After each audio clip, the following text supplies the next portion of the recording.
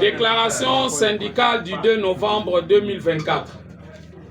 Réunis en Assemblée générale le 2 novembre 2024 à Kinshasa, les enseignants ont procédé à l'évaluation du mouvement de grève qui paralyse les écoles depuis la rentrée scolaire 2024-2025.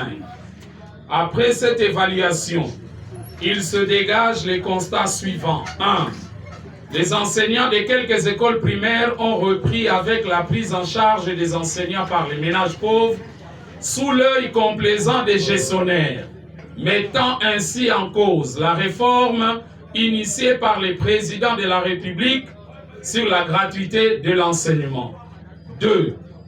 La mauvaise foi du gouvernement de répondre aux revendications urgentes et légitimes des enseignants, consistant à ne retenir que 50 000 francs congolais comme ajout au salaire des enseignants dans le cadre du budget 2025.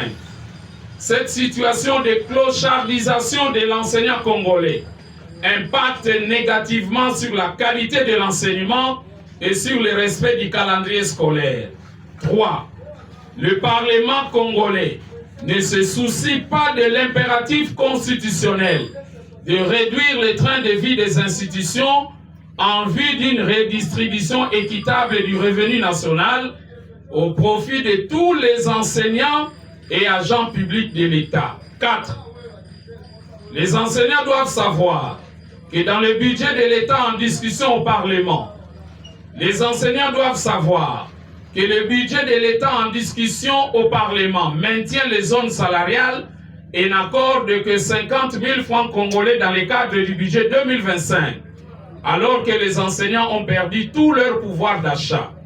Par ailleurs, les églises de la RDC, co-gestionnaires de notre système d'enseignement, ont failli à leur mission et accompagnent l'État dans sa démission en soutenant la prise en charge des enseignants par les parents comme mode de gestion et de fonctionnement des écoles en République démocratique du Congo. 5.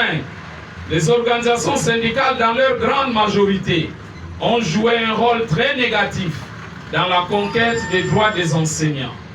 De ce qui précède, la synergie des syndicats des enseignants de la République démocratique du Congo demande au gouvernement de convoquer les assises sur la politique salariale pour épargner notre système d'enseignement à des perturbations sociales récurrentes, tout en félicitant les enseignants de leur détermination à exiger du gouvernement les meilleures conditions de vie pour un enseignement de qualité en faveur de notre jeunesse.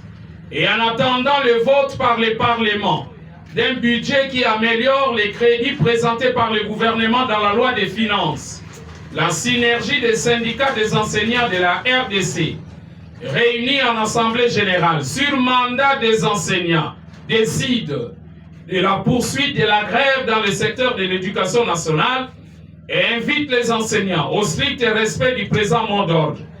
Une marche pacifique des enseignants sera organisée pour interpeller le gouvernement et l'UNESCO à assumer leur mission. Les enseignants attendent un signal fort du Parlement congolais et du président de la République, garant des institutions, pour une reprise effective des enseignements.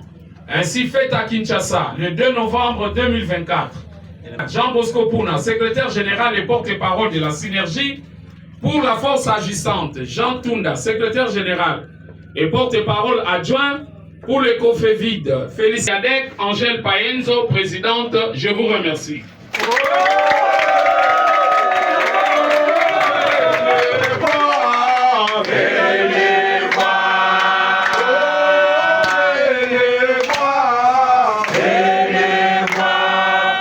Enseignement congolais.